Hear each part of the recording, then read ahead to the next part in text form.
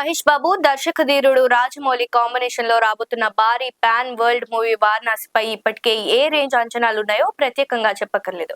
అయితే ఈ mind blowing project పూర్తయిన తర్వాత మహేష్ బాబు నెక్స్ట్ సినిమా ఎవరితో ఉండబోతోంది అనే దానిపై గత 2 రోజులుగా సోషల్ మీడియాలో ఒక క్రేజీ న్యూస్ తెగ వైరల్ అవుతుంది.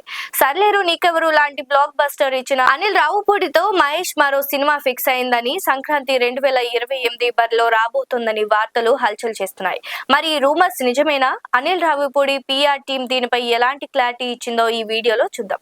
మహేష్ బాబు, అనిల్ రావిపూడి కాంబో మళ్ళీ రిపీట్ కాబోతోందనే వార్త నెట్టింట బాగా ప్రచారం కావడంతో అనిల్ రావిపూడి పిఆర్ టీం ను సంప్రదించగా వాళ్ళు ఈ వార్తలపై వెంటనే స్పందించారు. ఈ ప్రచారంలో ఏమాత్రం వాస్తవం లేదని, అది కేవలం ఒక ఫేక్ న్యూస్ మాత్రమేనని తేల్చి చెప్పారు. సూపర్ స్టార్ మహేష్ బాబుకి అనిల్ రావిపూడికి మధ్య చాలా మంచి అనుబంధం ఉన్న మాట నిజమే అయినప్పటికీ ప్రస్తుతానికి వాళ్ళిద్దరి కాంబినేషన్ లో ఎలాంటి ప్రాజెక్ట్ సెట్ అవ్వలేదని, సినిమా తీసే ఆలోచనలో ఎటువంటి ముందడుగు పడలేదని టీం స్పష్టమైన వివరణ ఇచ్చింది.